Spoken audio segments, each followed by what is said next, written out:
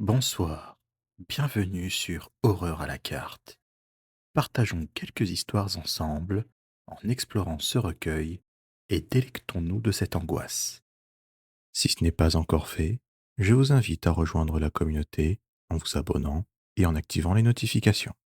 Je vous invite aussi à noter dans les commentaires là où les histoires qui vous auront fait frissonner.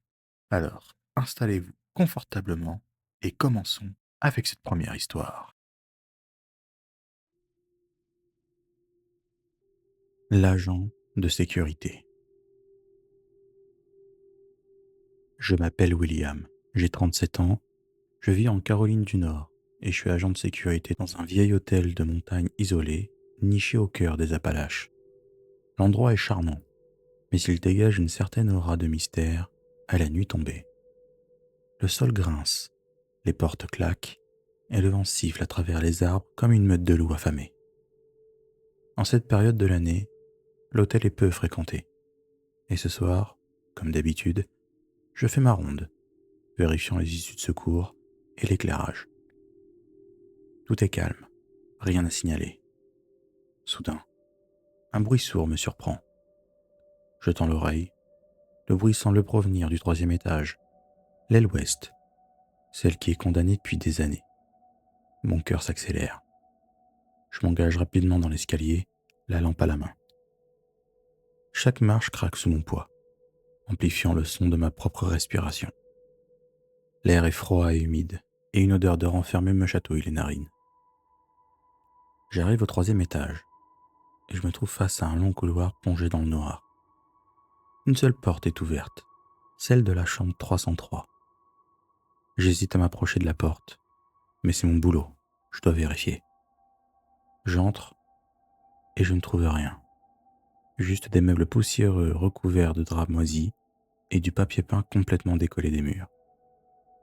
Au centre de la pièce, un rocking chair se balance doucement d'avant en arrière, comme habité par une présence invisible. La chair de poule recouvre mes bras. Un sentiment d'oppression grandit en moi. L'air devient lourd et une odeur d'humidité me prend à la gorge. Je tousse, reculant d'un pas. Je me retourne pour partir, mais la porte est fermée. Étonné, je me précipite vers elle, la main tremblante sur la poignée. Mais elle est verrouillée. Je suis enfermé. La panique m'étouffe. Je me rue vers la fenêtre brisée, espérant m'enfuir par là.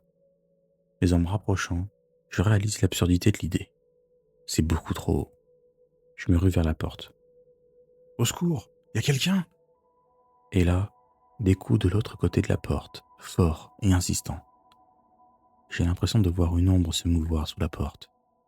Je recule, scrutant la pièce, et vois un chandelier en fer forgé dans un des coins. Je le prends, prêt à me défendre contre ce type. Soudain, la porte cède, dans un fracas assourdissant. Une masse sombre déferle dans la pièce, faisant tomber ma lampe au passage. Je ne vois rien, mais je sens une odeur nauséabonde m'envahir. Je hurle, brandissant le chandelier devant moi. J'entends une sorte de grognement et il se jette sur moi. Je me bats comme un forcené, frappant aveuglément avec le chandelier. Je sens un contact moite et un cri perçant me déchire la gorge. L'homme recule, probablement blessé. Je suis sonné, à l'affût du moindre mouvement. Mais rien. Un silence étrange s'installe. Je reprends mon souffle. La pièce est toujours plongée dans l'obscurité. Mais la masse sombre semble avoir disparu. J'attrape mon portable et appelle la police. Il y a quelqu'un de dangereux ici. L'hôtel est fouillé de long en large et à part les clients enregistrés, il n'y a personne. Je suis bouche bée. C'était qui? J'ai rêvé ou quoi?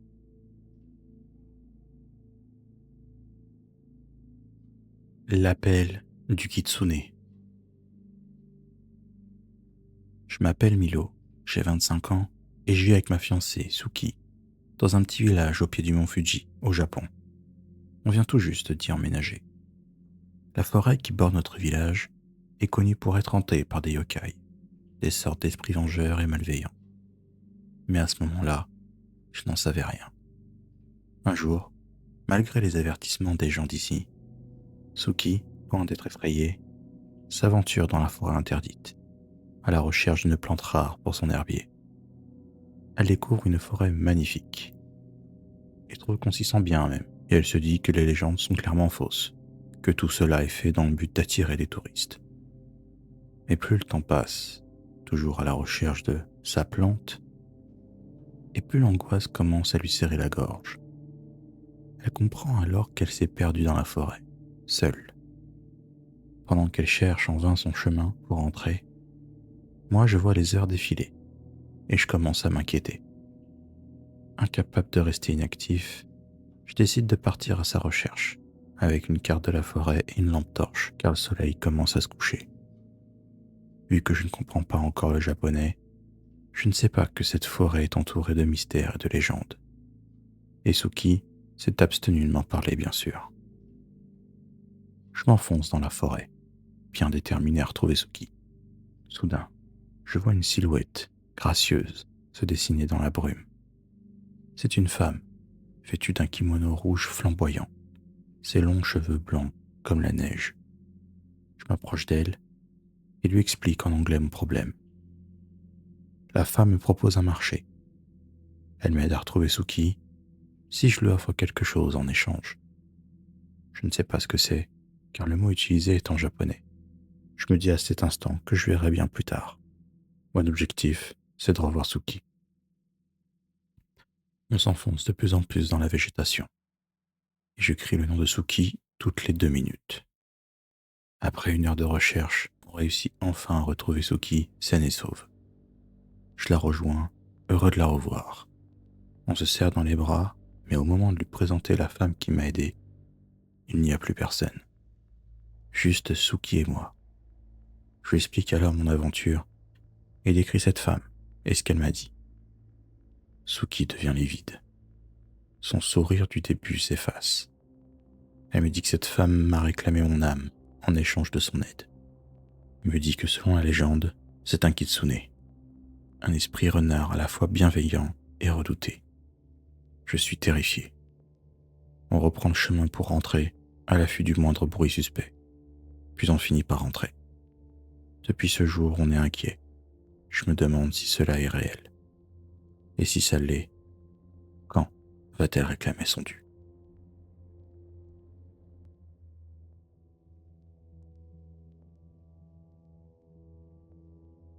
L'ombre du lagon. Moi, c'est Eva. J'ai 28 ans et je vis à Tahiti. Depuis tout petit, je suis fasciné par la beauté envoûtante de mon île natale. La nature luxuriante, les lagons turquoises et les montagnes majestueuses me procurent un sentiment d'appartenance et de liberté que je ne retrouve nulle part ailleurs.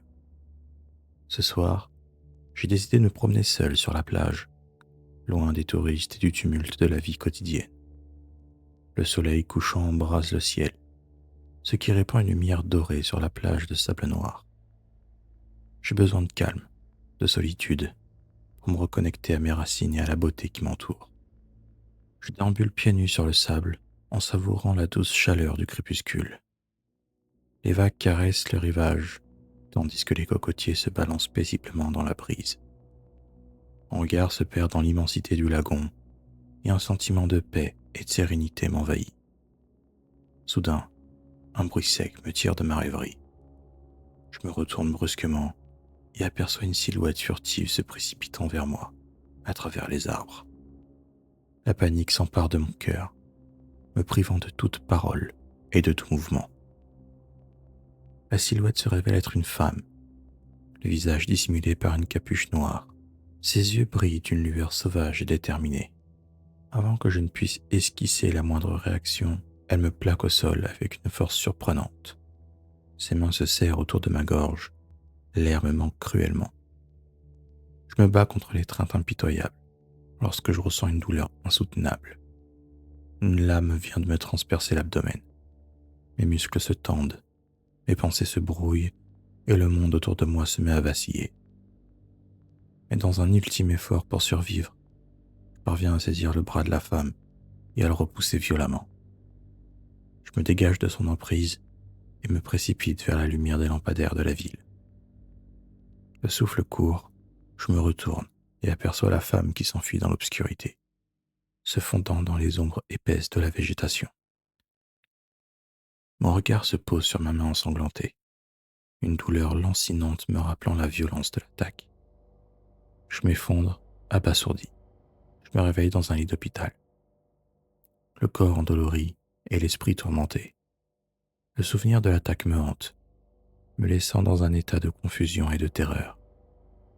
Des flashbacks incessants me submergent, me ramenant à ce moment terrible. J'entends encore les cris de la femme, ressentant la pression de ses mains sur ma gorge et la lame de son couteau. Le traumatisme est profond, et je me retrouve incapable de vaquer à mes occupations quotidiennes. La peur me paralyse, m'empêchant de sortir de chez moi et de profiter de la beauté qui m'entourait autrefois. Mais le temps a fait son œuvre. C'était il y a 5 ans maintenant, et j'ai guéri. Je retourne souvent sur la plage où j'ai été attaqué. Je me souviens de la violence et de la peur, mais aussi de la force et du courage que j'ai trouvé en moi. Je suis reconnaissant envers la vie pour m'avoir donné cette seconde chance. Je sais que je ne serai jamais plus le même, mais je suis en paix avec mon passé et je suis confiant en l'avenir.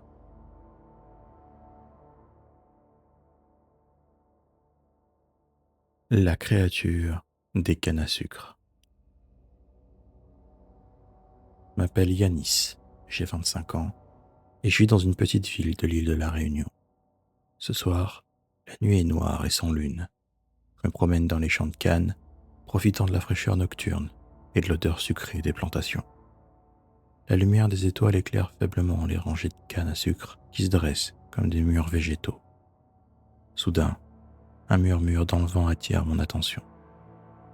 Je m'immobilise, scrutant l'obscurité à la recherche de la source du son.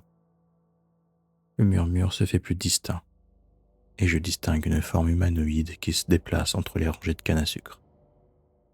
La peur me serre la gorge. Je n'ai jamais rien vu de tel auparavant. La chose se rapproche, et je peux enfin distinguer ses traits. Elle est grande et mince, avec une peau d'un gris cendré. Ses yeux sont rouges et brillants, et ses dents sont pointues comme des crocs. Je suis terrifié. Je n'ai jamais vu de créature aussi effrayante. Je veux m'enfuir, mais mes jambes sont paralysées par la peur. Elle se jette sur moi, ses griffes acérées prêtes à me déchiqueter. Je ferme les yeux et m'attends au pire. Soudain, une douleur intense me traverse le bras. La créature m'a mordu. Je hurle de douleur et me bats contre elle pour me libérer. Je parviens à m'échapper et à courir vers la ville. La créature me poursuit. Ses cris résonnent dans la nuit. J'arrive enfin et m'effondre sur la place centrale, à bout de souffle et de douleur. Des gens encore en train de faire la fête me voient et se précipitent autour de moi, horrifiés par la vue de ma blessure. Je leur raconte ce que j'ai vu, mais personne ne me croit. Pense que j'ai été victime d'une hallucination due à la chaleur, ou bien que j'ai trop bu. Mais je sais ce que j'ai vu. La créature est réelle, et je suis déterminé à la retrouver et à prouver son existence. Avec l'aide de quelques amis courageux, je retourne dès le lendemain dans les champs de cannes pour retrouver la créature. On fouille chaque recoin, chaque rangée de cannes, mais on ne trouve aucune trace d'elle. La nuit tombe, et nous sommes contraints de rentrer. La créature est toujours là-bas, quelque part dans l'obscurité. Je ne sais pas ce que c'est que cette créature, ni d'où elle vient, mais je sais qu'elle est dangereuse, et qu'elle est toujours là-bas, quelque part. Je dormirai plus jamais en paix, obsédé par le souvenir de ses yeux rouges et de ses crocs.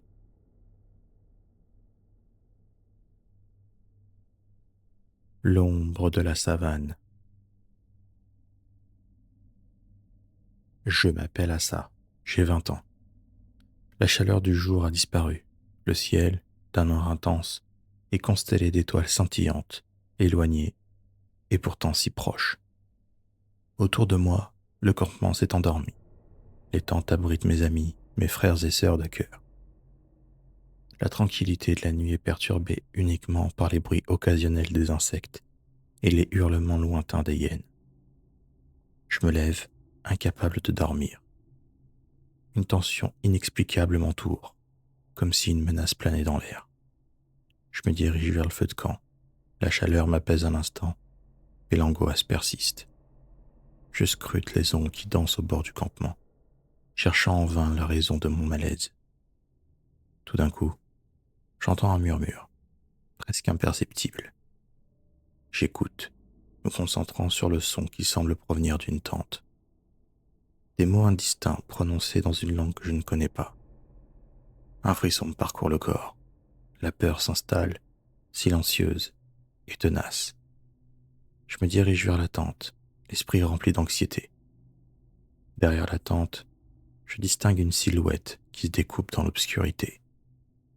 Un homme, mince, très peu vêtu. Son visage est caché par l'obscurité, mais je sens son regard peser sur moi. Je suis figé par la terreur. Impossible pour moi de réagir. Il se met à marcher vers moi, sa silhouette déformée par les ombres. Son pas est lent, comme un prédateur traquant sa proie. Je rassemble tout mon courage, mais je finis par m'enfuir. Mon cœur s'emballe. Je traverse le campement, hurlant de terreur. Les tentes s'ouvrent, mes amis se précipitent dehors, abasourdis et confus. L'homme me poursuit. Son rire diabolique résonne dans la nuit. Je trébuche et tombe.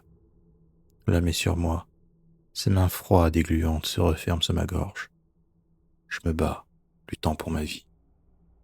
Soudain, un cri retentit. Un de mes amis s'est interposé, brandissant une branche enflammée.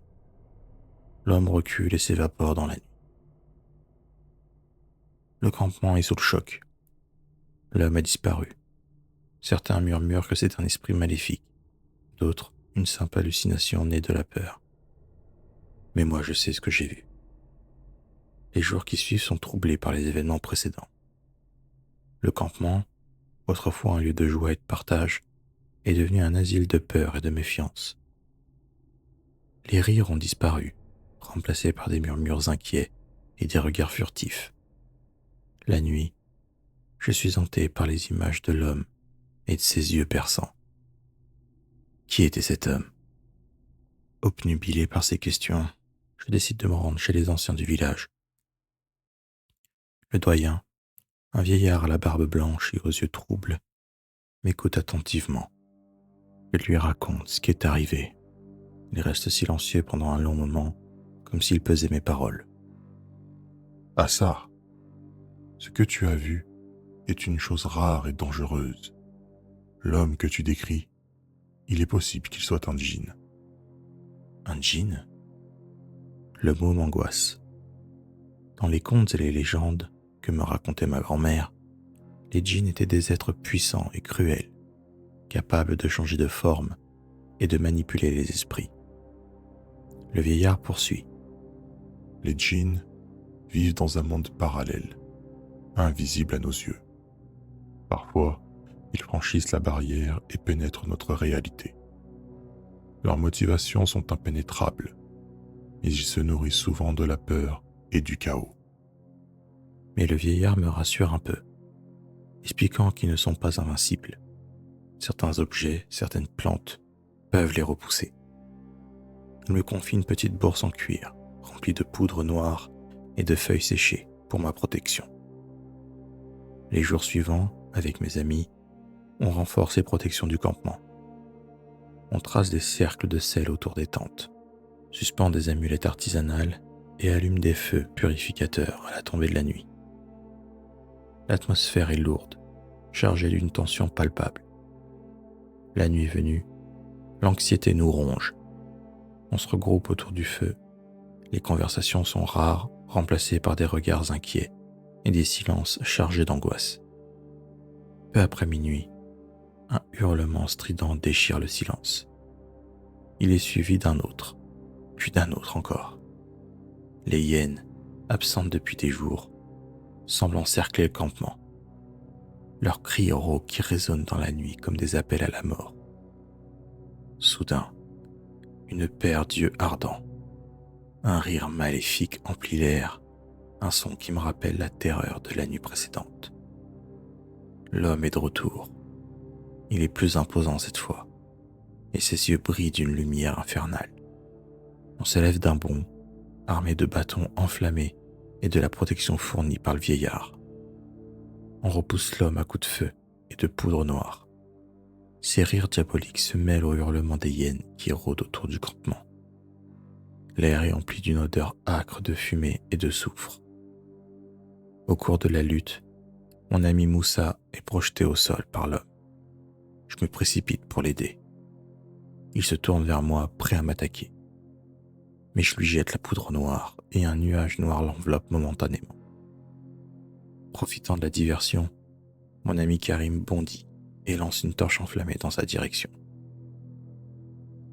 Un nuage noir apparaît et l'homme s'évapore. Les hyènes fuient en hurlant vers la forêt. On reste figé, haletant, jusqu'à ce que les dernières lueurs du feu s'éteignent. Le silence qui retombe est lourd, mais cette fois, il est différent. C'est un silence chargé de la victoire, arraché à la gueule de la nuit. Si ces histoires vous ont fait frissonner, n'hésitez pas à liker, à vous abonner et à activer les notifications pour les prochains épisodes. Un serveur Discord et une chaîne TikTok sont également disponibles, dont les liens se trouvent en description. Prenez soin de vous et à bientôt, j'espère.